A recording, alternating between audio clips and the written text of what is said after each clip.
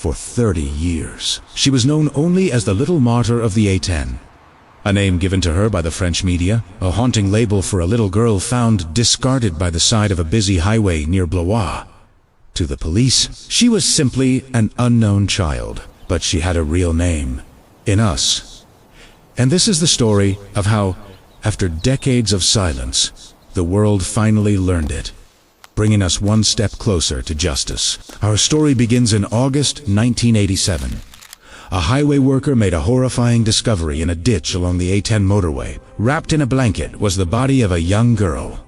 No older than 4, the evidence found on her small frame told a story of unimaginable suffering. She had old and new fractures, extensive burns that looked like they were from an iron, and even human bite marks. It was clear she had endured a long period of horrific abuse before her life was cruelly taken. The discovery sparked one of the largest investigations in French history. The entire nation was gripped by the mystery of this little girl. Who was she? Where did she come from? Investigators were determined to find out. They distributed her photograph far and wide. They reached out to over 65,000 schools across the country, hoping a teacher might recognize a missing student. They contacted more than 6,000 doctors, asking if they had ever treated a child with such injuries. But every lead went cold. Every door they knocked on remained closed. The Little Martyr remained nameless. Her killers free. Years turned into a decade. In 1997, with no new leads, the case was officially closed, filed away as unsolved. It seemed like justice for the little girl on the A10 would never come. But science, and a bit of fate, had other plans. In 2008, a new law allowed for the creation of a national DNA database. Investigators, holding on to a sliver of hope, submitted the DNA profile they had managed to extract from the little girl's body years earlier. They waited and waited.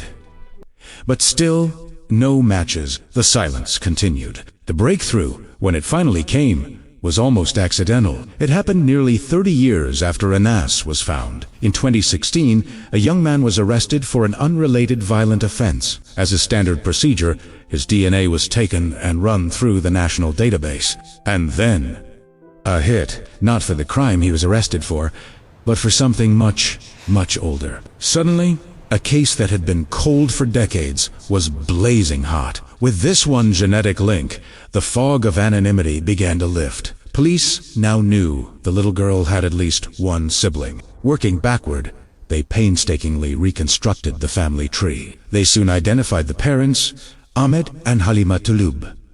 The couple, originally from Morocco, had 7 children. Inass, born in Casablanca in 1983, was one of them. She had been 4 years old when she died. Investigators tracked down the parents, who had separated back in 2010.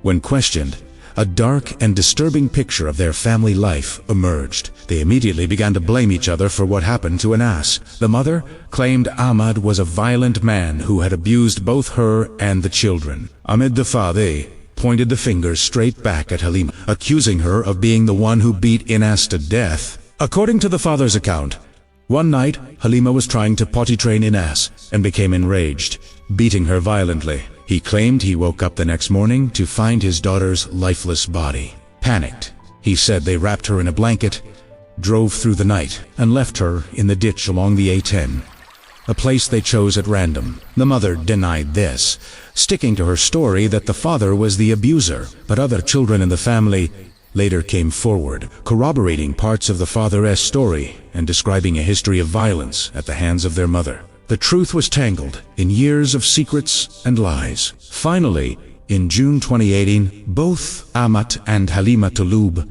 were arrested and charged in connection with the murder of their daughter, Inass. After more than 30 years, the Little Martyr of the A10 not only had her name back, but she was finally on the path to getting justice. It's a powerful reminder that even when all hope seems lost, a single thread can unravel a decades-old mystery, ensuring that no victim is ever truly forgotten. Thank you for watching. If you found this story as compelling as we did, please consider subscribing for more deep dives into cases like this. We'll see you in the next one.